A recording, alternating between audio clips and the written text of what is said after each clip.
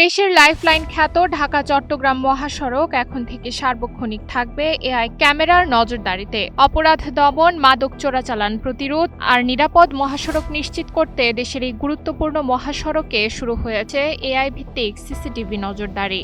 Signboard থেকে Chittagong city gate পর্যন্ত ২ লেনের প্রায় ৫০০ কিলোমিটার সড়কে ১,৪২৭টি সিসিটিভি ক্যামেরা বসানো হয়েছে।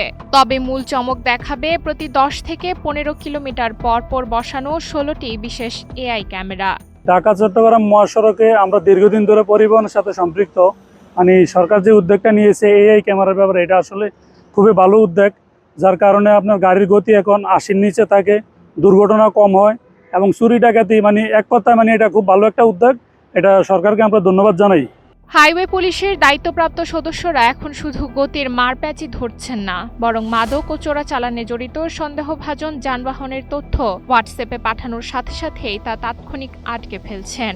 আমরা ডিটেক্ট করতে পারি, দেখা গেল মহাসড়কে চলন্ত অবস্থায় অনেক গাড়ি বেপরোয়া গতি বা বিভিন্ন অসাবধানতাবশত দুর্ঘটনা করে তারা দ্রুত পালিয়ে আসে। সেক্ষেত্রে এআই ক্যামেরার মাধ্যমে আমরা এগুলো ডিটেক্ট করতে পারি এবং টোল প্লাজায় আমরা ওগুলোকে আটক করতে সক্ষম হই।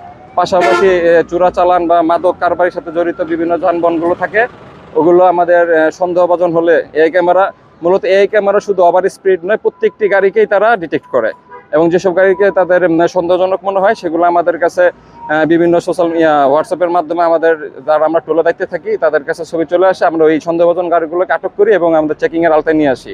বিআরটিএ ডেটাবেজের সাথে যুক্ত থাকায় গাড়ির মেয়াদ উত্তীর্ণ ফিটনেস বা লাইসেন্স শনাক্ত করতে মুহূর্তেই স্বয়ংক্রিয়ভাবে কাটা হবে মামলা, যা এসএমএস ও নোটিশের মাধ্যমে পৌঁছে যাবে মালিকের কাছে। কোনো প্রতিক্রিয়া না দেখালে জারি হতে পারে গ্রেপ্তারি পরোয়ানাও।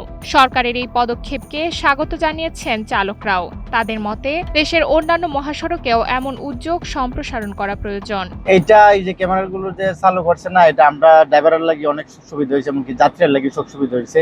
কোনো দুর্ঘটনা হইলে এটা ধরা যায়, করছে না করছে বা আমাদেরকে আক্রমণ করছে এগুলো ধরা যায়। যেমন কিছু আছে দাউদকান্দি যে দিকটা আছে না, ওই দিকটা ওরা বিশ্রম একটা রসম করে রাস্তার মাঝে হাইওয়ে রুটের মাঝে হুন্ডা নিয়ে এসে ধরে সেরা সামনে দাঁড়া করে দেয়। ক্যামেরাগুলো দেওয়া থেকে অনেক ভালো হয়েছে। হাইওয়ে পুলিশ জানিয়েছে এই স্মার্ট নজরদারি ব্যবস্থা তাদের সার্বিক কার্যক্রমকে অনেক বেশি দক্ষ ও সময়োপযোগী করে তুলবে।